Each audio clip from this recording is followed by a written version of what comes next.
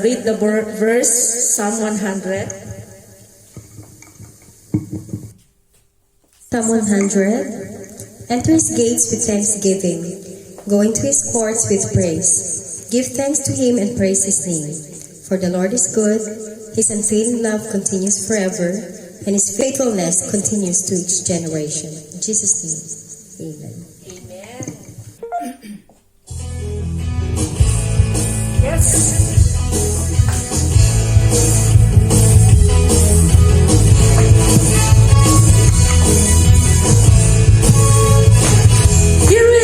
House of the great King, we come together now to worship Him. This house is built on Christ's rock, cannot be shaken, cannot be shaken. God is awesome in this place. We sense His presence as we sing His praise. There is power here for a miracle. Set the captives free, make the broken whole. God is awesome.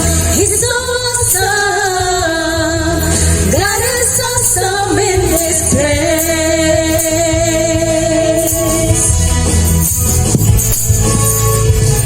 You're in this house of the great King. We come together now to worship Him. This house is built on Christ's rock, cannot be shaken, cannot be shaken. God is awesome in this place. We sense His presence as we sing His praise. There is power here for a miracle. Set the captives free, make the broken whole. God is awesome. He's so awesome. God is awesome in this place. Yes, the Lord. Praise your Lord. I'm found where I belong. I'm a living stone. In this house I will grow. I'm found where I belong. I'm a living stone. In this house I will grow. I'm found where I belong. I'm a living stone. In this house I will grow.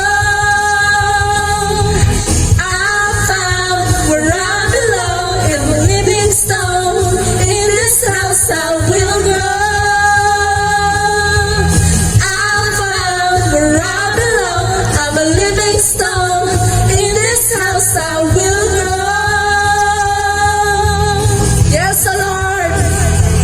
There is power here for a miracle. Set the captives free, make the broken whole. God is awesome. He's so awesome. God is awesome. He's so awesome. God is awesome. He's so awesome. God is awesome in this place. Praise your Lord. God is awesome in this place. In Jesus' name. We welcome you, God the Father, God the Son, and God the Holy Spirit. Maraming salamat, Lord God, that in spite of pandemic, Lord God, kami po ay pinagsama mo muli, Lord, upang sambahin namin ang pangalan. Salamat po sa iyong kabutihan sa aming mga buhay. Dahil tunay ang aming kalakasan, aming buhay, ito po'y galing sa iyo. Kaya't ang nais namin, Panginoon, ay sambahin namin kayo at muli ka namin purihin. Lord, hayaan mo maramdaman namin, maranasan namin ang presensya mo sa lugar na ito, sa oras na ito, sa aming pagpuri, sa aming pagsama-sama upang sambahin namin pangalan. Tunay, Panginoon Sus, na napakabuti mo. Kayo lamang po ang Kristo ng aming buhay, Lord God, nagbibigay ng tunay na kagalakan at kapayapaan. Kaya today, tanggapin mo, Lord God, ang pasasalamat ng aming puso. Sinasamba ka namin, Lord, at ang papurit pasasalamat ay para sa iyong dakilang pangalan lang. In Jesus' mighty name we pray. Amen. Let's pray the Lord's Prayer together. Our Father in heaven, hallowed be thy name. Thy kingdom come, thy will be done on earth as it is in heaven. Give us this day our daily bread and forgive us our sins as we forgive those who sin against us. Do not bring us to the test, but deliver us from the evil one. For thine is the kingdom, the power, and the glory, now and forever. Amen. Amen. Yes, the Lord. Let's continue and sing the Lord, salt and light. Thank you, Lord, for being a salt and light. And teach us, O Lord, to become a salt and light sa aming family at sa aming mga friends. In Jesus' name, amen. Let's sing to the Lord.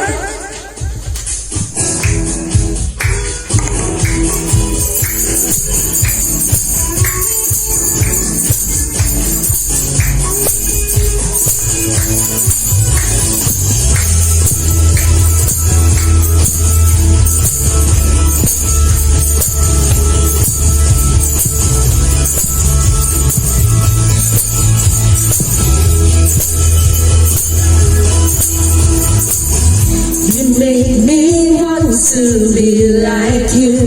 Your holiness I will pursue. I want the heart of Jesus. Yes, the Lord. Show me the meaning of your grace. I want to give the world a taste of the love of Jesus. Make me salt, make me light. Let your holy fire ignite. Reveal your glory in my life.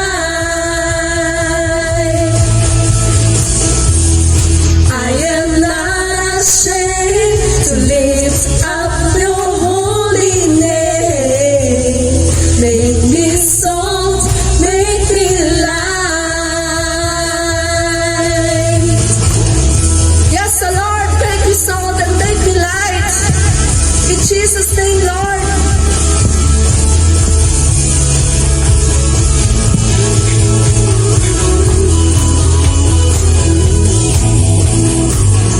You make me want to be like you. Your holiness I will pursue. I want the heart of Jesus. Show me the meaning of your grace. I want to give the world a taste of the love of Jesus. Make me salt, make me light. Let your holy fire ignite. Reveal your glory in my life. I am not ashamed to lift up your holy name. Make me salt, make me light. Set must be a city on a hill. Alarm on a stand. Mold me in your image, the work of your hand. Make me salt, make me light. Let your holy fire ignite. Reveal your glory in my life. I am not ashamed to lift up your holy name. Make me salt, make me light. Make me salt, make me light. Let your holy fire ignite. Reveal your glory in my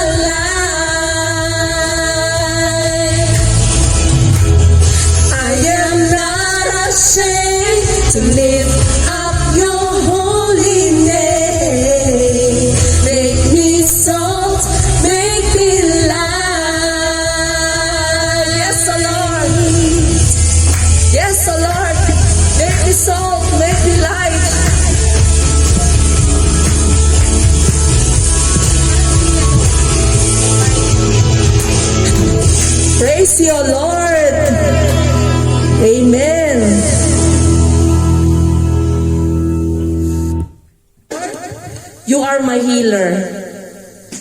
Jesus is our healer. Despite of all this pandemic, the sickness that we have been through, but because Jesus is our healer, we are already healed. Amen. Let's sing to the Lord with all our heart.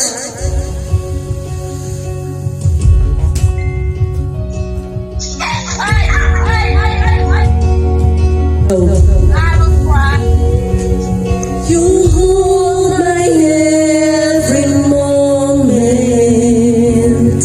You calm my raging seas. You walk with me through fire and heal all my disease. I trust in you. I trust in you. I believe you're my healer. I believe you are all I need.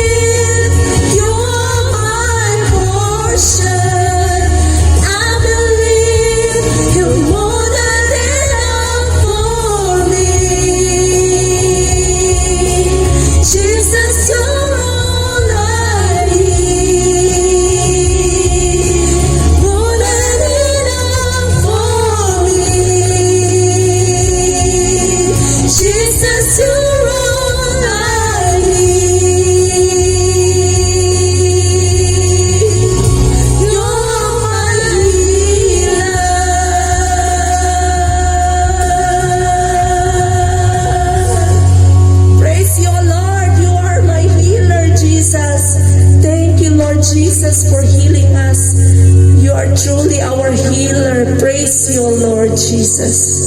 Amen, Lord. Praise the Lord. You are our healer, Lord. We welcome you. Salamat, Panginoong Jesus, sa galingan na dinadala. Pag-aaral ng salita mo muli, Panginoong Sus. We expect, Panginoong Sus, na patuloy na dadaloy ang kagalingan sa lugar na ito, even sa mga online, na mga kapatid namin, Lord, sino man ang may sakit. Ang salita mo, Panginoong Sus, ay may kapangyarihang magpagaling at may magpalaya. Katuloy na welcome po namin ang banal mong presensya sa oras na ito. Salamat po at kami po ay pangunahan mo. Banal na Espiritu, welcome po namin na iyong presensya right now. Word of God.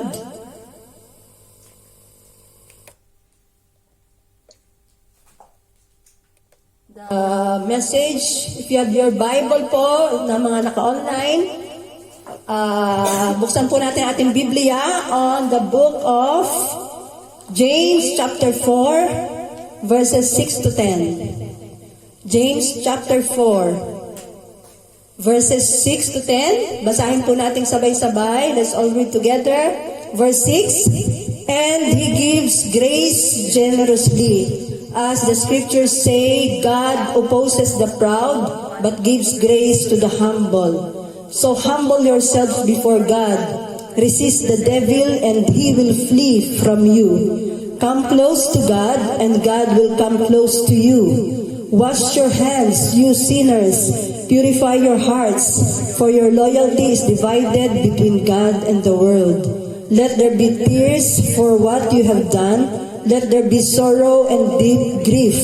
Let there be sadness instead of laughter, and gloom instead of joy. Humble yourselves before the Lord, and He will lift you up in honor. Praise God. Let's pray. Father God, maraming salamat sa mga salita mo. Ang katotohanan po, Panginoon Jesus, ay muli mo pong ihayag sa amin. Salamat dahil kayo po ang Diyos na naghahayag ng mga salita mo upang kami po ay mamuhay, may pamuhay namin ito. So today, Holy Spirit, bigyan mo kami ng malawak na pagkaunawa niya sa inyong salita. At binibigay po namin sa inyong aming mga puso't isipan. Nais po namin na kayo po ay maghayag ng mga bagay at magturo sa amin sa oras na ito. Holy Spirit, you are the Spirit of truth. We welcome your Spirit. At ang mga salita mo po ay hindi lang namin tatanggapin ngayong araw na ito. Ito po, Panginoon Jesus, ay tulungan mo na maipamuhay namin. Salamat, Lord. In the mighty name of Jesus Christ of Nazareth, we pray. Amen. Amen. Praise the Lord. So, praise God. The power of humility. Ito po yung mensahe ng Panginoon Jesus sa atin, ay entitled po, The Power of Humility. So, kagaya na sabi ko, the Bible ay punong-puno ng mga katotohanan. Amen? Ito yung word ni Lord. The Bible, sabi ng salita ng Diyos, ang salita ng Diyos ay katotohanan. At kapag patuloy nating nabubulay-bulay ang salita ng Diyos at tinatanggap natin ito, actually, ang Holy Spirit ang nagdadala ng kanyang salita sa puso natin. At kapag ito'y dinala ng Holy Spirit sa ating mga puso, nakukwiken ang ating espiritu. Binubuhay niya. Ayun ang kapangyarihan ng salita ng Diyos. May power siya para yung ating kaluluwa ay linisin. Yung ating espiritu na dating patay dahil sa kasalanan ay kinukwiken ng Holy Spirit para mabuhay para sa Diyos. Yung ating kaluluwa na dahil nga tayo ay nagkakasala, hindi natin yan na dahil tayo nandito pa sa flesh, yung ating kaluluwa na nagkakasala sa pamagitan ng salita ng Diyos ay nililinis ng ating Panginoon. At kasabay ng paglilinis ng Diyos sa ating spirit at kaluluwa, yung katawan naman natin, kapag tayo tumanggap ng salita ng Diyos, ay hinihil ng Panginoong Jesus sa anumang mga sakit. Yun ang kagandahan ng salita po ng Diyos. Amen? Body, soul, and spirit na tinatanggap natin ng ating, yung body and soul and spirit natin. Pag tumatanggap tayo ng salita ng Diyos, tunay na napapagpala po tayo. Amen? So the Bible says, humility. Ano po ba yung sinasabi ng Diyos about sa kababaang loob or pagpapakumbaba? Amen? Ito pong humility ay isang katangian. Isang magandang katangian bilang tayo po ay mga anak ng Diyos, bilang mga Kristiyano. Amen? Isang ugali na pinoproduce sa atin, hindi ng ating mga sarili, kundi ng banal na espiritu ng Diyos na tinanggap natin. At yun nga, sa Bible, makikita natin na in the Old Testament at New Testament, ay pinapakita ng Diyos kung paano siya nagliligtas or kung paano niya itinataas yung mga taong nagpapakumbaba. Ganon din naman, maraming nasulat sa Bible na inililigtas niya yung mga tao na nagpapakumbaba. Yung the one who is humble or who's living in humility. So ang nais kasi ng Diyos sa atin ay yung buong puso na ibigay natin, yung mga bagay na tinatanggap natin sa Diyos, na maibigay natin at maipamuhay natin para sa Kanyang sarili, para sa Panginoong Diyos. Amen? So humility. Kaya nga sabi sa Bible, ano ba ang sabi ng Bible na sinabi natin dito? God opposes the proud, but give grace to the humble. Ito po ay isang sulat, itong scripture verse ay sulat ni James, ni Apostle James, at ito nga ay ibinigay niya sa iglesia, at kung saan, ang sabi ng Biblia dito, at the beginning of James 4, sabi niya, saan ba nang gagaling ang mga galit? Saan ba nagmumula ang pag-aalitan? Saan ba nagmumula yung mga pagnanasal, mga evil desire ng mga puso natin? Hindi ba daw yan ay galing sa mga evil thoughts and desires ng ating mga puso? Kaya daw meron daw mga pag-aalitan, meron daw pag-away, at nagiging kaibigan daw ng sanlibutan ang bawat isa sa atin. Sinasabi doon sa James 4. And dahil nga yun ang warning ni James sa iglesia, binigyan siya ni Apostle James ng word ni Lord. At ang sabi niya, magpasakop kayo lahat, therefore, sa Diyos. Dahil ang sabi ng Panginoon dito sa James 4, ang tao nga daw, dahil sa pagmamataas, ang Diyos ay hindi nalulugod. Ang Diyos ay laban sa mga taong nagmamataas. Ang Diyos ay laban sa mga taong merong pagmamataas. Pero sabi ng Bible, but God gives grace to the humble.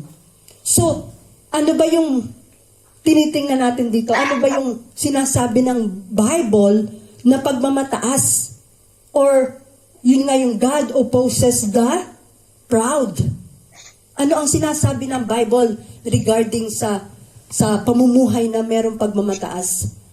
Ang sabi ng Biblia po, kapag tayo daw po ay merong humility sa ating mga puso bilang mga anak ng Diyos, sabi ng Bible, the greatest in the kingdom of God ay merong pusong mapagkumbaba kagaya ng isang bata. Amen? Kaya sinasabi dito sa Bible,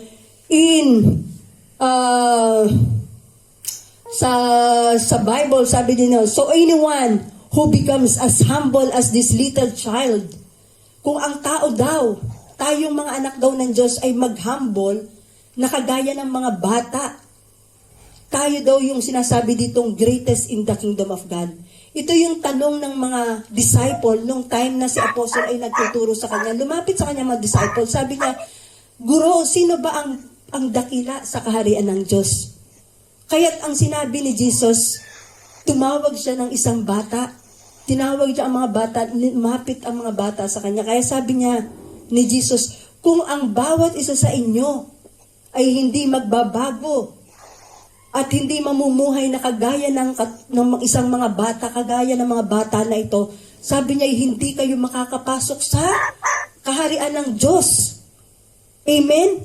So, ibig sabihin, ang ating daw pagpasok sa kaharian ng Diyos, ay kailangan daw tayo ay may pusong mapagkumbaba kagaya ng mga bata. Paano ba tayo makakapasok sa kaharian ng Diyos? Diba ang pagpasok sa kaharian ng Diyos ay yung pagtanggap sa Panginoong Sus bilang Panginoon at tagapagligtas? Maliban na tanggapin natin ang Panginoong Sus na Panginoon at tagapagligtas, hindi tayo makakapasok sa kaharian ng Diyos. Pero nung time na yan, ang sinasabi ni Jesus Christ is marami ang sumusunod sa Kanya, marami ang nakikinig ng Kanyang turo't aral, pero hindi naman sila sumusunod. Amen? Hindi nila tinatanggap, hindi sila naniniwala kay Jesus. Hindi nila, although naririnig nila ang salita ng Diyos, ay hindi sila nagpapasakop sa salita ng Diyos. Bagkus ay ginagawa pa rin nila ang gusto nila at ang mga balang kanilang maibigan. Kaya sinasabi ng Panginoon, dapat ang bawat isa sa atin ay maging katulad ng isang mga bata. Kasi ang mga bata, ano ba ang mga ugali ng mga bata? Di ba makita natin ang mga bata ay hindi makakapamuhay na hiwalay sa mga magulang. For example, dadalhin mo sila sa eskwelahan, mag-aaral sila, kailangan nila ng guidance ng magulang. Kung sila ay kakain, hindi sila makakakain na sa sarili nila. Amen? Nandoon palagi ang guidance ng mga magulang sa mga bata. At yung mga bata naman, nakita natin yung pagsunod ay nandoon bilang ang mga bata na nangangailangan ng gabay at patnubay ng mga magulang. So, ganun din daw tayo. Tayong lahat ay inuutusan ng Panginoong Hesus na magpasakop sa Diyos. Bilang siya ay Panginoon na ating tagapagligtas, kagaya ng mga bata, na tayo ay dependent sa Kanya bilang ating Panginoon at tagapagligtas. Amen? Kasi ang salita ng Diyos ay binigay ng Diyos sa atin para ating ipamuhay, para ating sundin, at bilang mga anak ng Diyos, ang gusto ng Diyos sa atin, kagaya ng bata, na tinatanggap natin ang turot aral ng Diyos. Yung turot aral ng Panginoong Sus ay tinatanggap natin na parang mga bata. Yun ang sinasabi na tayo ay magkaroon ng pusong kagaya ng isang bata. Amen? Kaya nga ang mga bata ay very dependent sa Diyos, very dependent sa mga parents dito sa earth. So bilang mga anak ng Diyos, sabi niya, kung ang ating mga pamumuhay, kung sa ating pamumuhay ay hindi daw tayo mamumuhay ng kagaya ng mga bata, ay hindi tayo tunay na mga kapasok sa kaharian ng Diyos. Yun po ang sinasabi ng Diyos na tunay na pagsunod natin at tunay na tayo daw po ay makakapasok sa kaharian ng Diyos. Amen? Magkaroon daw tayo ng tunay na pusong kagaya ng bata. Amen? Hindi naman katulad nga ni Jesus ng panahon niya. Di ba? Marami ang sumusunod sa Kanya pero hindi lahat ay sumusunod kay Jesus. Tinutuligsa nila karamihan, lalo na yung mga nasa side ng mga Pariseyo. Kaya tayong lahat, para makapasok sa kaharian ng Diyos, ay kailangan natin ang pagpapasakop sa salita ng Diyos. Na pagkamat hindi natin kaagad maunawaan ang mga sinasabi ng Diyos, tayo ay nagpapakumbaba sa Diyos na, Lord, hindi namin kayang gawin ito, hindi namin kayang ipamuhay ang salita mo kung wala ka sa amin. Kaya kailangan namin ang lakas at kapangyarihan mo para makasunod kami sa iyo. Iyon ang pagpapakumbaba, pagkilala at pag-amin natin sa ating sarili na wala tayong kayang gawin na maipamuhay natin ang kanyang salita maliban na tayo ay bigyan ng tunay na pagsunod na nagmumula sa kapangyarihan ng banal na Espiritu sa ating mga buhay. Amen? Yun ang nais ng Diyos. Kaya nga yung nung tayo ay hindi pa nakakilala kay Lord, at may mga nag-share sa atin ng word ni Lord, hindi rin naman kaagad natin tinanggap ang mga salita ng Diyos. Katulad ko noon, maraming beses na may mga nag-evangelize sa akin, maraming times na in-invite ako noon sa church, pero yung alam natin na maraming resistance tayo. Yun ang sinasabi natin na hindi tayo nakakapamuhay na kagaya ng isang bata noon kasi nga nagre-resist tayo. Hindi natin kagad tinatanggap ang salita ng Diyos. Pero nung time na dumating na at naramdaman na natin ang pangailangan natin sa salita ng Diyos, tinanggap natin si Jesus sa ating mga puso, doon tayo nagkaroon ng tunay na pusong parang bata. Amen? Kagaya ni Bishop, yung aking spiritual mother. Marami ang kapatid niya na in-encourage siya na sumama siya sa simbahan, sa born-again Christian, kung saan ang mga parents niya ay born-again na, ay matagal na panahon na hindi siya nagpasakop sa Diyos. Amen? Kaya nga pag darating ang kanya mga kapatid, at dahil nga first, may kalawang palapag ang kanilang tahanan, at nakita nila sa tarangkahan ang mga kumakatok, may dalang Bible, ipapatawag niya kagad ang katulong, isara niyo ang pinto at huwag niyo silang papasukin. Amen? So nakita natin yung mga ganong ating pag-uugali nung tayo ay hindi pa tunay na nagsusuko ng ating buhay sa Panginoong Hesus, ayun ay isang hindi pagpapasakop sa Diyos. Amen? Hindi tayo nagpapakumbaba, hindi tayo nagpapasakop sa Panginoong Hesus. Pero ngayon na tayo ay tunay na naranasan natin ang pag-ibig ng Diyos, tayo ay nakakasunod na ngayon sa Panginoong Hesus, meron tayong tinatawag na yun yung pusong parang bata. Amen? So, gusto ng Panginoon tayong lahat ay laging nagpapasakop sa Diyos. So, yung ating pagiging humble, na kagaya ng bata, sabi dito, those who humble like a little child are the ones who are greatest in the kingdom of heaven. Yun ang sinasabi natin na humility. Amen? Kaya ano pa ba ang sinasabi ng Bible about humility? Ang pagiging humble, ang humble is, sabi sa Bible, ang humble po ay ito'y isang opposite ng pride or proud heart. Amen? Proud or pride, ano tawag dito? Pride, opposite ng mapaghambog. Amen? Kaya, pag binasa natin ang Bible, meron po sa Biblia, isang hari po ito ng Babylonia. At ito'y nasulat, sabi nga sa Biblia, ang lahat daw po ng kasulatan ay nasulat parang lahat tayo ay matuto. Kaya ito pong isang hari ng Babylonia, na ang pangalan po ay Nebuchadnezzar. Siya po ay isang makapangyarihang hari. At dahil nga siya ay makapangyarihan, siya ay, yung kanyang kaharian ay naging malawig, naging malaki ang kanyang paghahari. Binigyan ng Diyos ng kapangyarihan si Nebuchadnezzar para maghari. At dahil nga siya ay naging hari ng Babylonia at naging tanyag siya, ang ginawa ng Diyos po sa kanya, siya ay maraming bansa ang nakapaligid sa Babylonia na takot sa kanya. Ang mga bansa karatig ng Babylonia ay takot sa kay Haring Nebuchadnezzar. At dahil nga siya ay makapangyarihan at siya ay malaki ang kanyang mga nasasakupan, yung mga tao nakapaligid sa kanya, yung mga bansa na nakapaligid sa kanya ay takot sa kanya. Kaya ang ginagawa ni Nebuchadnezzar, pinapapatay niya ang kanyang nais mapatay. At ginagawa niya ang lahat ng kanyang maibigan. Amen? At itong si Nebuchadnezzar ay nagkaroon nga ng isang panaginip. At sa panaginip niyang ito, ipinakita sa kanya na siya ay binalaan ng Diyos, na siya nga daw sa kanyang pagiging palalo, siya ay ibabagsak ng Diyos. Kaya isang beses nang ito pong si Nebuchadnezzar, ay dahil nga siya ay naging makapangyarihan na sa biyaya ng Diyos, hindi niya kinilala na ang kanyang kapangyarihan at ang kanyang pamumuno, ang kanyang katanyagan ay galing sa Diyos. Kaya nung isang beses na siya ay naglalakad sa kanyang palasyo, ano ang sinabi ni Nebuchadnezzar sa kanyang sarili? Habang siya ay naglalakad dahil sa kanyang katanyagan, sa kanyang kapangyarihan binigay ng Diyos sa kanya, sabi ni Nebuchadnezzar sa kanya, "The king spoke."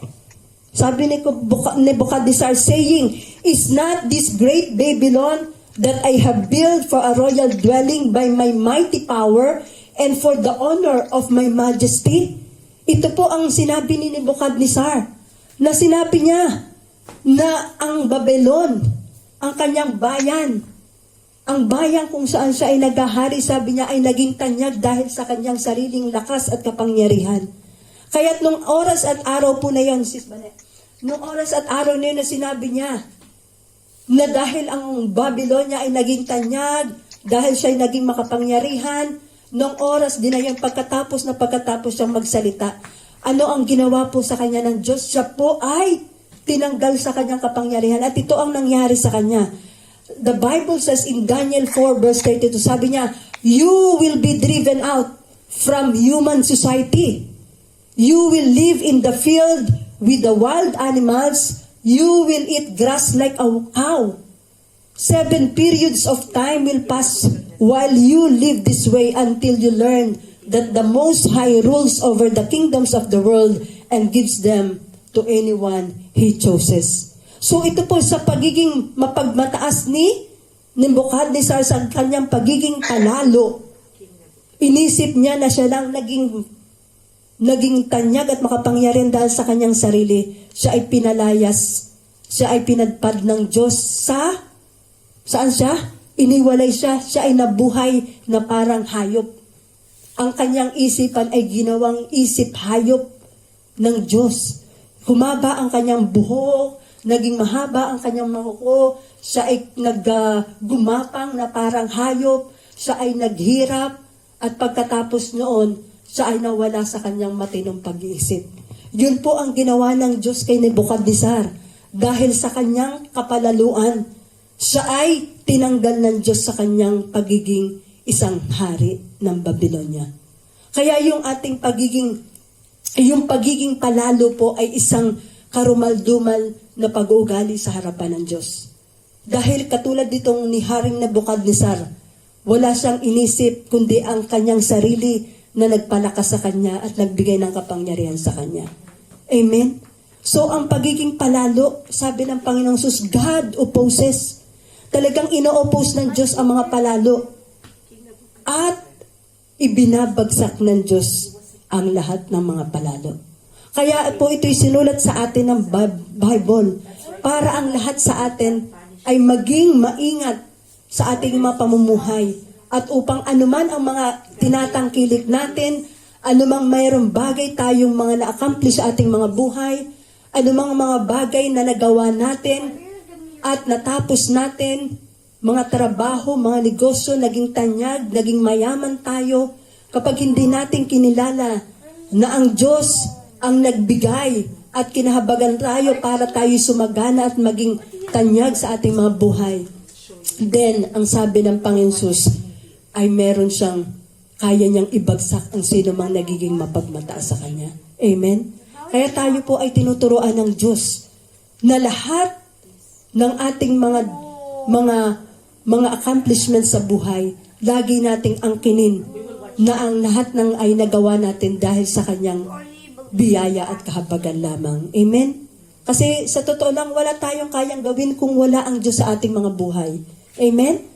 Wala tayong kayang angkinin na atin. Kasi nga, tayo ay dumating dito sa mundo na ito, nahubad tayo.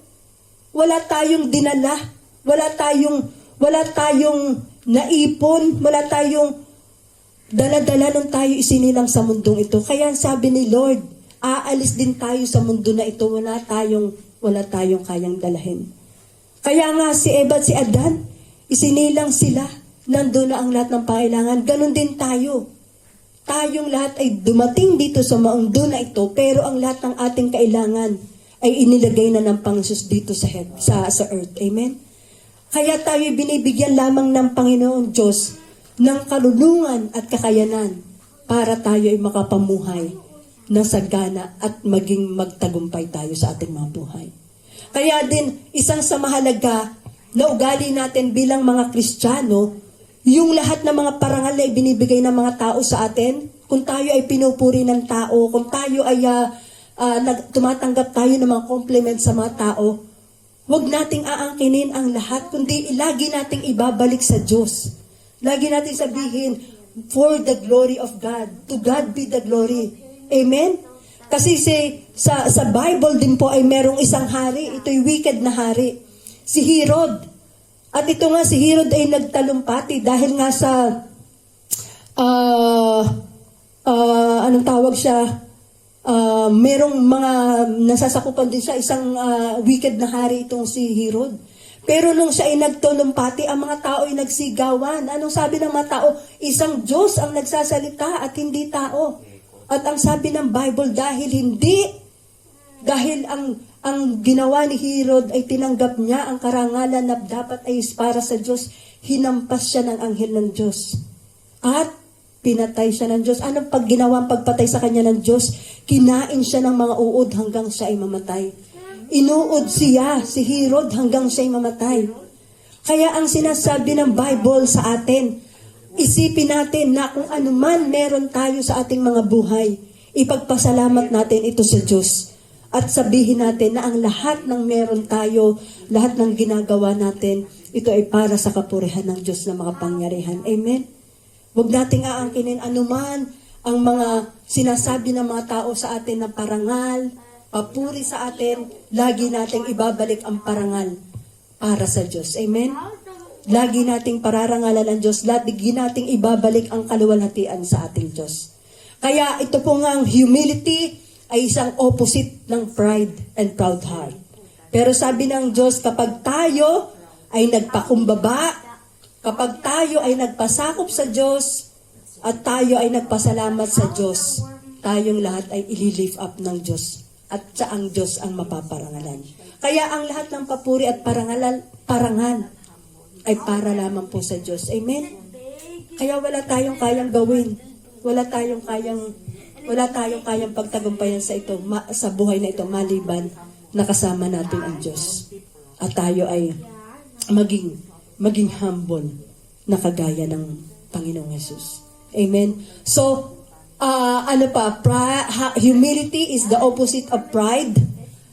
At ang isang humble, sabi nga dito, kapag tayo humble, ang goal natin is not to exalt ourselves. Yun po ang gusto ng Diyos. Sa pagiging makapagkumbaba natin at mababa ang loob, ang nais ng Diyos ay hindi yung maparangalan ang ating sarili, kundi ang lahat ng kaluwalhatian ay maibalik lamang sa Kanya. Kaya bilang mga tao na binago na ng Diyos, bilang mga anak ng Diyos na binago ng Panginoong Hesus nung tayo ay tumanggap sa Panginoong Hesus bilang Panginoon tagapagligtas, ang isang magandang katangian ng isang namumuhay in humility is, sabi nga dito, tayo daw po ay dapat ay nagsisik sa Diyos. Amen. Dapat ay hinahanap natin. Kapag tayo ay may isang puso na mapagkumbaba, may puso tayo na isang mababang puso, ang sabi ng Bible, those who humble themselves, they are always seeking the Lord. Amen? Ano ang sabi ng Bible dito? In 2 Chronicles 7:14, sabi dito, if my people who are called by my name will humble themselves and pray and seek my face and turn from their wicked ways, then I will hear from heaven and will forgive their sins and heal their land. Kailan po ito sinabi ni Solomon? Itong time po na ito ay sinabi ni Solomon pagkatapos po na i-dedicate ang temple ni Solomon. Pagkatapos i-dedicate yung temple of Solomon, ang Diyos po ay ang Diyos ay nakipag-usap muli kay Solomon. At sabi ni Solomon, pagkatapos i-dedicate nga daw itong temple, sabi niya, kapag dumating ang oras, sabi ni God, na isinakra ko ang langit at hindi magkaroon ng ulan. At kapag dumating ang panahon na kayo ay dumanas ng salot at kayo ay dumanas ng mga paghihirap, ang sabi ng Diyos, kapag kayo ay tumawag sa akin sa templong ito, kasi nga i-dedicate yung temple na yan, kapag kayo ay tumawag sa templong ito bilang mga people, bilang aking mga anak na tinawag ko sa aking pangalan, sabi niya, at kapag kayo ay nagsama-sama, nanalangin, at nag-humble, ito ang sinabi niya, kapag kayo ay nagsama-sama bilang mga tinawag kong mga anak, at kayo'y nag-humble sa akin, kayo ay nanalangin, nag-seek ng aking face, at nag-turn from wickedness, or wicked ways, sabi niya, then I will hear from heaven and will forgive their sin and heal their land. Amen? Yun ang sinasabi ng Diyos. Kaya nung panahon na yun, nakita natin ang mga Israelita, kapag po sila ay nagkakasala, dumarating sa kanila ang malaking pagkatalo nila sa kaaway. Kapag sila po ang mga Israelita na pinili ng Diyos na kanyang bayan, ay nagkakasala at sila nga po ay tumalikod sa Diyos, bumabalik sila sa pagsamba sa mga Diyos-Diyusan, nagbibigay ang Diyos ng mga pagkakataon na ipakita na siya ay makapangyarihan. Sila ay pinatatalo sa kaaway at nagkakaroon ng mga paghirap sa kanila. Pero yun nga ang sabi ng Diyos, kapag tayo ay tumawag sa Kanya, tayong lahat ay nanalangin, tayong lahat ay naghumble sa Diyos. Ang sabi ng Diyos, then I will forgive your sins. I will heal the land. Ganon din po ngayon sa panahon natin. Amen? Kasi ano ba ang nararanasan natin ngayong panahon na ito? Di ba ang panahon natin ngayon ay iba-iba ang nararanasan natin? Nandyan ang pandemya. Nandyan na naman ang ibang klaseng variant ang dumating. Omicron variant. Pero ang sabi ng Panginoon sa atin bilang mga anak ng Diyos, kapag tayo daw po ay nagsama-sama katulad ng ginagawa natin ngayon, kung tayo daw po ay maghumble sa Diyos, tayo po ay isik natin ang Kanyang pangalan, tayo daw po ay manalangin sa Kanya at magsisi sa kasalanan at talikuran ang lahat ng kasamaan, talikuran ang lahat ng kasalanan. Then, sabi ng Panginoon, patatawarin ko kayo sa inyong mga kasalanan at i-heal niya daw po ang ating bayan. Amen? So, ganun din po ang dapat nating gawin bilang mga anak ng Diyos para ating pagpalain ang bansang Pilipinas at maging malaya sa anumang mga pandemya, sa COVID-19 virus at anumang kahirapan. Walang ibang solusyon po na ibinibigay ang Diyos, kundi ang lahat po tayo ay maging mapagpakumbaba sa harapan niya. Amen? Walang ibang way na ibinibigay ang Diyos. Kasi the only way para po masumpangan natin ang habag at biyaya ng Panginoong Hesus ay tayo po ay manumbalik sa Diyos. At kapag tayo nanumbalik sa Diyos, iaangat niya ang ating bansa, iaangat niya ang ating mga personal na buhay at ang buhay ng bawat mamamayang Pilipinas. Amen? Wala pong ibang way na ibinigay ang Diyos, kundi para lamang tayong lahat ay pasaganain, para tayong lahat ay bigyan ng palayain dito sa Omicron variant na ito at sa lahat, kundi tayo daw po ay manumbalik. Kaya nga, kahit anuman ang mga ginawa ng kaaway din for this week, katulad dito po sa Qatar, dito sa amin, naranasan namin kami po ay tinablan nitong ubot sipon na sabi nga ay Omicron, pero sa biyaya ng Panginoon, tayo po ay nakatayo sa harapan ng Diyos at tayo ay nagpupuri sa Kanya. Amen? Tayo po, walang pwedeng makaharang at makahadlang, even ang Omicron variant, kundi ang ating gagawin lamang po ay sumunod, magpasakop at magpasalamat sa Diyos. Amen? Kaya habang tayo nakikinig ng salita ng Diyos, dumadaloy, we must expect na tayong lahat po ay pinalaya na ng Diyos, pinagaling na tayo. Amen. Ang kagalingan po ay nasa atin ang lahat. So, bilang yun nga yung katangian na tayong lahat ay may puso, na sabi doon, humility. Ano ba yung power ng humility pa? Sabi dyan, tayo daw po dapat ay hindi lang mabuhay ng katulad ng isang bata na humble. Hindi lang tayo mamuhay ng isik natin ang face ni Lord at tayo ay tumalikod sa kasalanan. Tayo daw po ay kailangan na manalangin at mag-ayuno. Amen? Yun din po ang ginawa ng Ninive. Bible, ito pong Ninive. Si Jonah po ay pinapunta ng Diyos sa bansang Ninive kasi nga po ito'y bansang wicked nation. At ito po ay kalaban ng mga Israel, itong mga Ninive na ito. Kaya po ito si Jonah nung inutusan ng Diyos. Sinabi na, Jonah, pumunta ka sa Ninive at ipangaral mo ang salita ng Diyos na pagsisihan nila ang kasalanan. Itong si Jonah ay hindi po kaagad sumunod dahil po kilala nila na itong Ninive ay isa nga pong wicked nation at kalaban ng bansang Israel. Kaya ang ginawa ni Jonah, siya po ay lumihis ng landas. Imbis na siya ay pumunta sa bansang Ninive, siya ay nagpunta sa Tarshish. Pero pagkatapos ng kanyang pagsuway, siya ay sumakay sa isang barko, nagpunta sa Tarshish, siya po ay isang malaking bagyo. At kaya ang ginawa ng kapitan ng barko, siya itinapon sa dagat at siya nilulo ng malaking isda. Pero pagkatapos noon siya ay sumunod na. At ito nga ang nangyari. Dahil nga po ang Ninive ay isang wicked nation, ay pangalawang pagkakataon itong si Jonah ay bumalik sa Ninive para ipangaral ang pagsisihan ng kanyang kasalanan. So anong nangyari? Ito pong bayang Ninive, pagkatapos nilang marinig ang warning at yung salita ng Diyos na pagsisihan at talikdan ang kanilang mga kasalanan, wala sang ginawa po. Ang ginawa nila ay sila ay nag-humble din sa Diyos. At ang lahat mula sa hari, inutusan ng hari na lahat sila ay manalangin at mag-ayuno. Maging ang mga hayop, nag-ayuno sila. Kaya ang nangyari, dahil nga po sila ay nag-humble sa Diyos at ginawa nila na sila po ay nagpasakop sa Diyos, sila po lahat ay iniligtas ng Diyos sa kapahamakan. Sila pong lahat ay hindi nilipon ng Diyos. Kaya napakahalaga po yung isang ugali natin bilang sinasabi ng Diyos na tayo lahat ay God opposes the proud, pero God gives grace to the humble. Kapag tayo ay sumunod sa Diyos, nagpasakop sa Kanya, kasi nga merong nakalaan ang Diyos na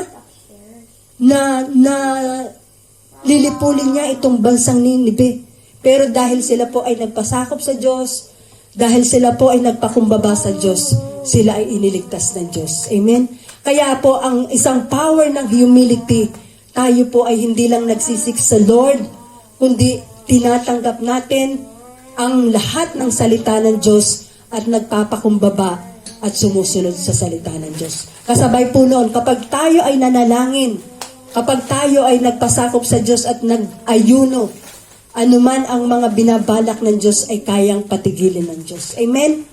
Kaya sa ating mga buhay, tandaan natin na isang magandang katangian ang binibigay ng Panginoong Hesus sa atin. Ang nililikha ng Diyos, habang tayo po ay tumatanggal sa ating pananampalataya, tandaan natin na nililikha ng Diyos sa atin ay isang mababang puso na kagaya ng Panginoong Hesus. Amen? So, sino po ang dapat nating tularan? The Bible says, wala po tayong ibang dapat tularan sa pagiging humble, kundi ang Panginoong Hesus lamang. Amen? Si Jesus po ay nabuhay siya.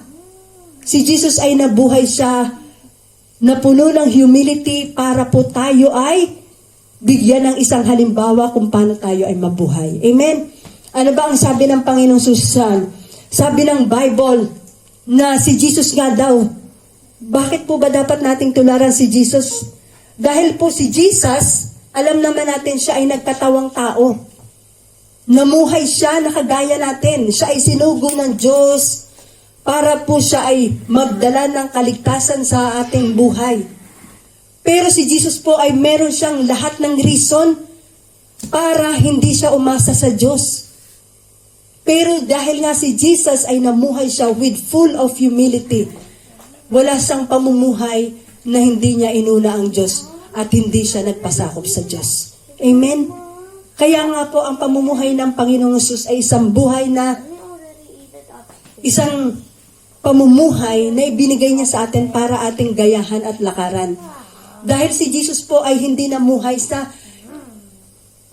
walang panalangin at walang paglapit sa Diyos. Dahil yun po ang gusto ng Diyos na tayo ay mamuhay na kagaya ng Panginoon Hesus.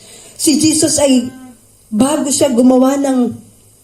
bago mag-start siya ng kanyang ministeryo, ang sabi ng Bible, He always step out of people. At pumupunta siya isang solitary place para manalangin. Para siya ay maglaan ng oras sa Ama. Kasi hindi gumawa ang Diyos, ang Panginoong Hesus, ng mga bagay sa kanyang ministry na wala ang patnubay ng Diyos, na hindi siya lumapit at nagpasakop at naghumingi ng gabay sa Diyos. Ngunit ang lahat ng kanyang ginawa ay sa patnubay ng Diyos Ama. Amen? Kaya nga ang sabi sa Bible, God anointed Jesus Christ of Nazareth with the Holy Spirit and power. And how He went around doing good, casting out demons, healing the sick, because God was with Him. Ibig sabihin, ang lahat ng ginawa ng Panginoong Hesus ay hindi niya ginawa nung sa kanyang ganang sarili lamang. Pero yung kanyang ginawa, nandoon ang Diyos Ama, Diyos Anak at Diyos Espiritu sa kanyang buhay. Amen? He was anointed by the Holy Spirit and power. Bible says. And the Bible says, because God was with him. Amen? Kung ang Panginoong Jesus ay nabuhay, at siya ay nagtagumpay sa kanyang ministry, sa kanyang pamumuhay bilang tao, dahil nga siya ay nag-umasa lamang sa lakas at kapangyarihan ng Diyos at ng Espiritu Santo, gaano pa kaya tayo? Kaya ang gusto ng Diyos po sa atin, tayong lahat ay umasa rin at magpasakop sa Diyos. Amen? Kaya nga siya ay nagpapagaling ng maraming sakit by the power of the Holy Spirit. Siya ay nagpapalayas ng mga demonyo by the power of the Holy Spirit. At bago niya gawin ang lahat ng yon, siya po ay nananalangin. Siya ay lumalapit, nag-isa siya, manalangin. Siya ay gumagawa ng lahat ng bagay, hindi sa ganang sa sarili, kundi sa pamagitan ng kapangyarihan ng banal na Espiritu. Amen? So ang Diyos, nais ng Diyos na tayo po ay umasa din sa Diyos upang tayo po ay magtagumpay sa ating mga buhay. Kaya sinasabi ng Bible sa atin, do not be wise. The Bible says in Proverbs 3 verse 7, do not be wise in your own eyes, but fear the Lord and depart from evil. Kasi si Jesus nga, hindi siya umasa sa kanyang sariling lakas. Amen? Kahit ang mga pagkain, doon tayo natuto, na kahit sa pagpapakain pala. Si Jesus nung tinanggap niya ang pagkain, di ba? Yung dalawang isda at ilang tinapay, bago niya pakainin sa mga tao, pinagpasalamat niya sa Diyos.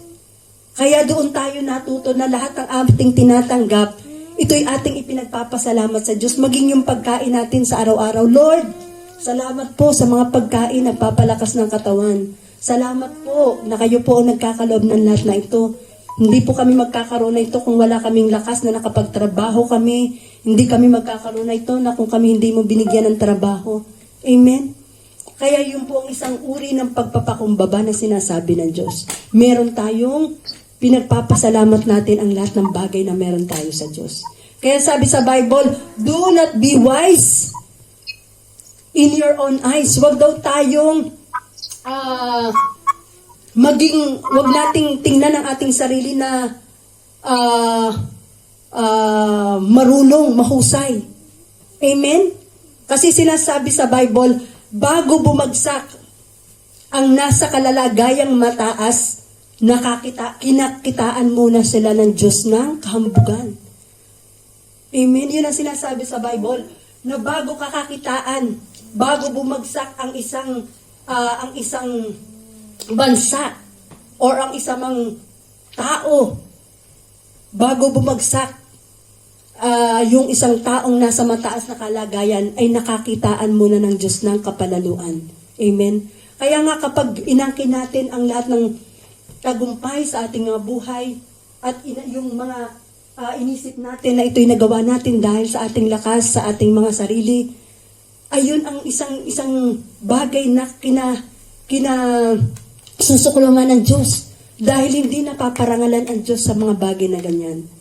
Amen? Kaya ang gusto ng Diyos, maging wise tayo. Paano tayo magiging wise? Sabi ng Panginoon Jesus, kailangan magkaroon tayo ng takot sa Diyos. Amen? Isipin natin na ang Diyos lamang ang nagbibigay ng tagumpay sa atin. Kaya kapag tayo daw ay naging humble, nagmuhay tayo ng kagaya ng Panginoon Jesus, then ano man ang kalagayan natin, mababa ang kalagayan natin, God will lift us up. In the same way, yun daw pong nasa kalalagayang mababa, bago sila inangat ng Diyos, ay nakakitaan muna ng Diyos ng kababaang loob. Amen? Kinakitaan muna ng Diyos ng pagiging mapagkumbaba. Kaya po ang susi para tayo ay manatili sa ating tagumpay, ay manatili tayo mapagkumbaba sa harapan ng Diyos. At parangalan natin ang Diyos sa lahat ng oras. Amen? God is an awesome God. Siya po ang nagbibigay sa atin ng tagumpay. Kaya nga yung sinasabi sa Bible na tayong lahat po ay mamuhay na meron pong paparangal sa Diyos sa lahat ng oras. The Bible says, God opposes the proud, but He gives grace to the humble. Kaya ano po ang nangyari? Balikan natin si Nebuchadnezzar. si Nebukadnezar pagkatapos po siyang ibagsak ng Diyos. After, sabi ng Bible, pagkatapos ng 7 taon, na ikaw ay maghirap sa bukid, ikaw ay mamuhay na parang isang hayop pagkatapos ng 7 taon na yon. Yun po ay at ikaw ay kinilala mo na ang kaharian ng tao ay nasa ilalim ng Diyos. Then, sabi ng Bible, pagkatapos niyang kinilala ni Nebukadnezar na ang kanyang paghahari pala ay nasa ilalim ng kapangyarihan ng Diyos, then ibinalik po ng Diyos ang lahat kay Nebukadnezar. Siya po ay tumino ang kanyang pag-iisip. Siya po ay nagkaroon ng matinong pag-iisip, bumalik sa dati, at siya po ay naging tanyag ulit sa kanyang panunungkulan, sa kanyang kapangyarihan. Pero naganap ang lahat ng yon. Kailan po yon? Kailan inirestore ni Lord ang kanyang kaharian? Nung pagkatapos na siya ay tumingin sa langit at sinabi niya, ang kaharian ng Diyos ay magpakailanman. Ang paghahari ng Diyos ay walang katapusan. Ang kanyang kaharian ay walang kapantay. Siya ay naghahari sa langit at sa lupa. Kaya't nung sinabi ni Nebukadnezar na ang Diyos lamang ang dapat sundin, siya ay muling inirestore ng Diyos ang kanyang buhay. Amen? Kaya't si Nebukadnezar din na nagsabi, ang mga palalo at mayayabang ay tunay na ibinabagsak ng Diyos. Kaya po yun ang ating lesson, na lahat po tayo ay dapat magpakumbaba sa harapan ng Diyos. Huwag nating aangkinin ang lahat na gawa natin, kundi lagi nating ibabalik ang parangal sa Diyos. Dahil nga po ang Diyos ay Diyos na makapangyarihan, sa Kanya lamang ang lahat ng karangalan. Kaya nga sabi ng Diyos, kung sino man, huwag ipagmalaki ng mayaman ang kanyang kayamanan. Huwag ipagmalaki ng matalino ang kanyang katalinuhan. Huwag ipagmalaki ng lakas ng malalakas ang taglay niyang kalakasan. Pero ang sabi niya, kung sino man ang nais magmalaki, kung sino man ang nais magmapuri, ang ipagmapuri niya ay ang Diyos, ang ipagmapuri niya ay kilala niya ako at nauunawaan niya ako. Ibig sabihin yun, ang Diyos po ay dapat nating kilalanin, dahil po ang Diyos lamang ang makapangyarihan sa lahat, may gawa ng langit at lupa. Ibig sabihin, kung sino man ang nais magmapuri, kilalalin niya ako. Na sinasabi ng Diyos, kilalalin ang Diyos na siya nga daw po na dapat tayo umasa sa Kanya dahil siya ang may kapangyarihan sa lahat. Hawak niya ang buhay ng tao, hawak niya ang lahat ng kapamahalaan, hawak niya ang lahat ng kaharian, hawak niya ang lahat ng buhay, ng segundo ng ating mga buhay. Amen? Kaya tayo po bilang mga mananampalataya sa Panginoong Hesus, tandaan natin na mapalad tayo dahil ang Panginoong Hesus ay niloob niyang makilala natin siya. Kasi noong wala pa tayo sa Panginoong Hesus, hindi natin naisip na ang lahat pa ng mga bagay ay galing sa Diyos. Ako, nung ako'y hindi pa talaga Kristiyano, wala akong pagkakilala sa mga bagay na ganito. Namumuhay lang ako ayon sa umaagos lang, kumbaga sumasabay ka lang sa agos. Pero nung nagkaroon ako ng relasyon sa Panginoong Hesus, naunawaan ko na tunay na ang Diyos lamang po may-ari ng lahat ng bagay. Lahat ng meron tao ay magbibigay sulit sa Diyos. Pero tandaan natin, walang makakakilala sa Diyos malibang tayo po ay lumapit sa Panginoong Hesus. Siya ang sinugo ng Diyos para ang lahat ng tao ay maligtas. Kaya kung hindi po natin kikilalanin ang Panginoong Hesus bilang anak ng Diyos at sinugo ng Diyos, hindi tayo magkakaroon ng tunay na kaligtasan. Amen? Kaya yung sinasabi ng Diyos na ang wrath ng Diyos ay darating din sa mga taong hindi kikilalanin si Jesucristo bilang Panginoon at tagapagligtas. Walang dapat gawin ng tao, kundi, sabi doon, mourn, mag-weep, at lahat ay magpakumbaba at tanggapin lamang ang Panginoong Hesus na tagapagligtas. Dahil pagdating ng takdang panahon, kapag dumating na ang Panginoong Hesus, katulad na ngayon na nangyayari na marami na nga po ang mga bagay, mga floodings, mga earthquakes, at mga iba't ibang nangyayari sa paligid natin. At yun nga yung sinasabi natin na mga pandemya, ito simula na ng pagpasok. Kita nyo, di ba? Hindi ka makakabili, minsan pupunta ka sa So magpapacheck up nga, magpupunta ka sa isang department store, ang tatanungin, may vacuum ka ba? May vacuum. Vaccinated ka ba? Di ba? Napaka-iba na ang takbo ng panahon nito. At sinasabi nga ito'y dress rehearsal sa pagpasok ng 666, sa pagpasok ng Antichrist. Ito na yung dress rehearsal na ang papunta na tayo doon sa mga kaganapan ng Bible na ang tao hindi makakabili, na walang tatak ng 666, na hindi mo tatanggapin. It's either tatanggapin mo ba ang Antichrist or magpapatatak ka. Magpapatatak ka, ibig sabihin pag tinanggap mo ang Antichrist, may tatak ka. Kung wala kang tatak, hindi ka makakabili ng pagkain. Ibig sabihin, darating talaga ang panahon na magkakaroon ng taghirap ang mundo. Darating talaga ang panahon. At ito na nga ang simula nakikita natin. Hindi ka katulad nito, yung isang kasamahan namin ditong bata, merong siyang flight. Papunta ng US, hindi na-cancel po ang kanyang flight. Kasi nga hindi siya nakapasa doon sa PSR, nakakitaan siya ng COVID reactive. Reactive, ibig sabihin na ang kanya po palang ubo at sipon ay nakakahawa as in COVID positive. So, kita natin ang mga nagaganap sa ating mga paligid. Na ito ay tanda na tayo pong lahat ay binibigyan ng panahon para magsisi at binibigyan ng panahon na tanggapin ang Panginoong Hesus. Dahil kung wala ang Panginoong Hesus sa ating buhay, hindi tayo makakapasok sa langit na bayan. Kaya ngayon palang anuman ang mangyari sa ating mga paligid, ang lagi nating tatandaan na si Jesucristo ang ating kaligtasan. Amen? Si Jesucristo lamang ang ating kaligtasan. Tatanggapin natin ang Panginoong Hesus at anuman ang mangyari, hihingi tayo ng lagi ng tulong sa Diyos kasi wala tayong lakas at kapangyarihan para tayo ay magtagumpay po. Amen? Pero tandaan natin, ang plano ng Diyos, kapag tayo nasa Panginoong Jesucristo, ililigtas niya tayo sa lahat ng kapahamakan. Kaya matuto lamang tayong magpakumbaba sa Diyos. Lagi nating hingin ang karunungan ng Diyos. Lagi tayong humingi ng gabay at patnubay sa Diyos upang sa pagdating ng takdang panahon, hindi tayo po maiwan sa pagdating ng Panginoon sa ating mga buhay. Tandaan natin, kasama natin ang Diyos at ang tanging nais ng Diyos, lagi tayong magpakumbaba. Amen? God opposes the proud, but He gives grace to the humble. Yun po ang nais ng Diyos sa atin. Kaya't ang humble, ang humility, ito po ay nililikha ng Diyos sa atin sa pamagitan ng ating pakikipag-isa sa Panginoong Hesus upang makita niya tayo na kanyang pagdating, tayo po ay punong-puno ng kababaang loob. Amen? So tayo magpasalamat tayo sa Diyos because God loves us at ang nais ng Diyos, matuto tayong magpakumbaba sa harapan niya. Amen.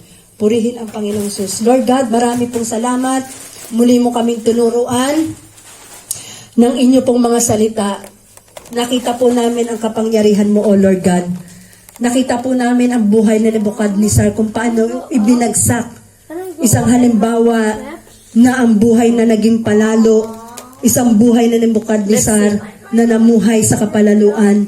Na buhay sa kahayarin mo kami, Father God. Sa pangalan ng Panginoong Hesus, humingi kami ng tawad sa mga panahon po na kami po ay naging palalo, naging mayabang sa harapan mo.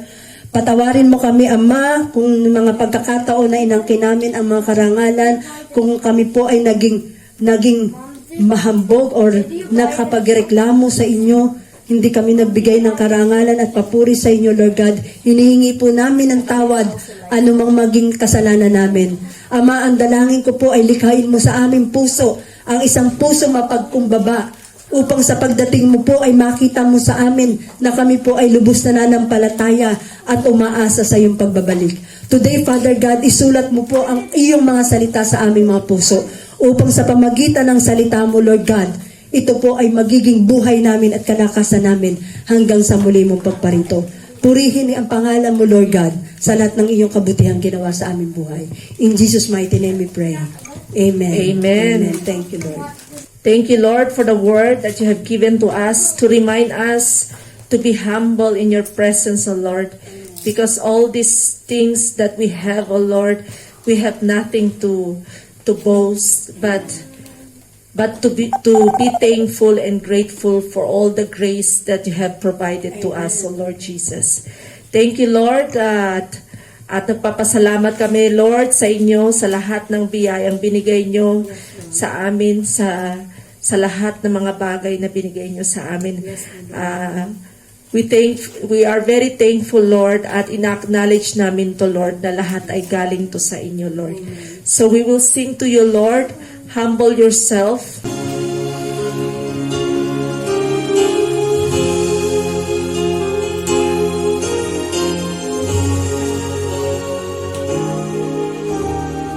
Who is the man to whom the Lord will have regard? He who is broken and has a humble heart. God is not impressed with the loftiness of man. For everything is made for him and comes from his own hand. So humble yourself before you, Lord. Give him your heart, offer your everything.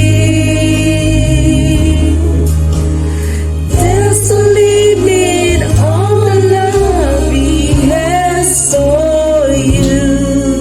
So humble yourself and see what God will do. Yes, O Lord.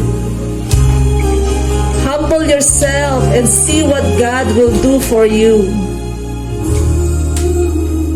Who are the people that the Lord will bless? Those who love and fear him and seek his righteousness. Nothing else in all the world can satisfy your soul but the one who made the universe. He longs to make you whole. So humble yourself before your Lord. Give him your heart, offer your everything. There's no limit on the love he has for you. So humble yourself and see what God will do.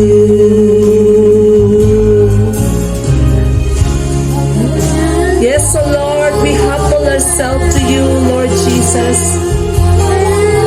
You will lift up us, Lord, when we humble ourselves.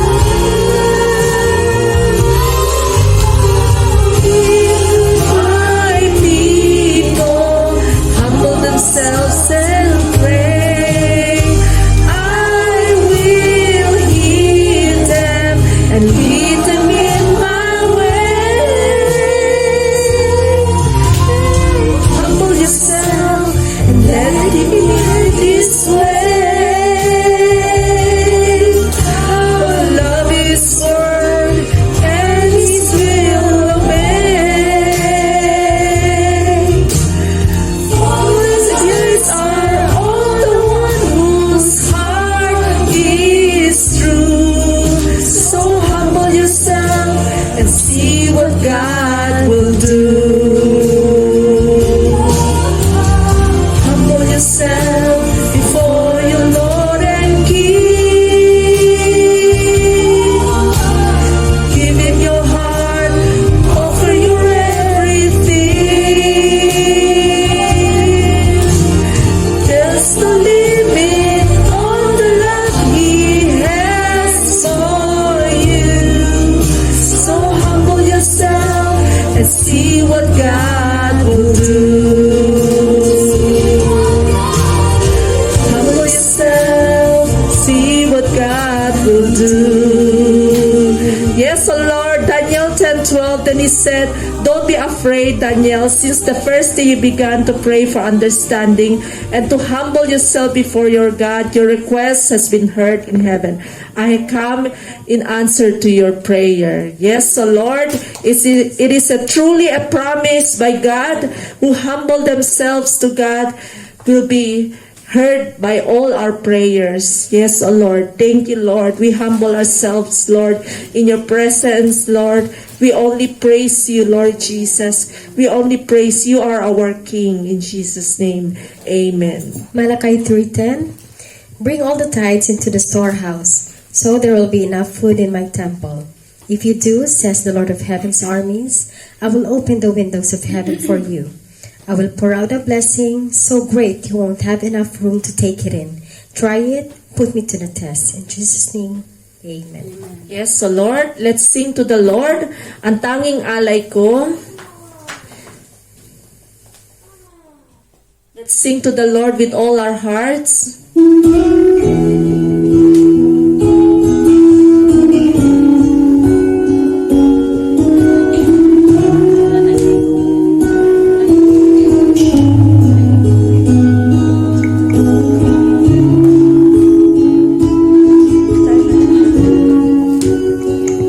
Hello.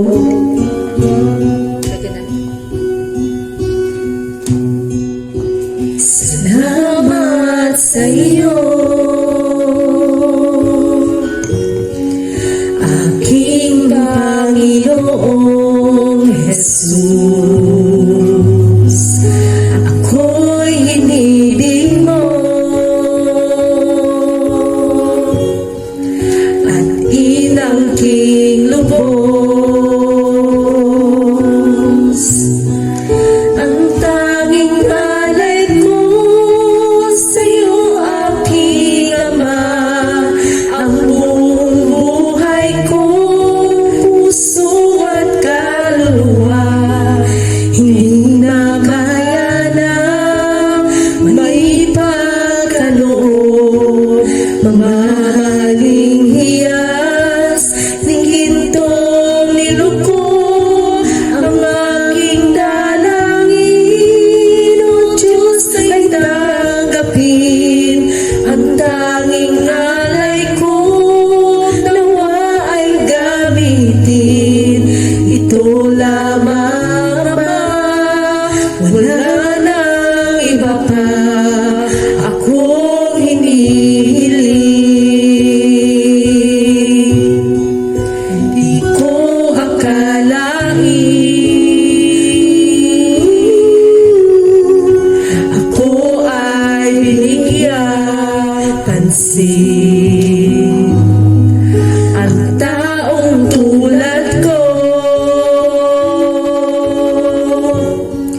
di dapat mahalin.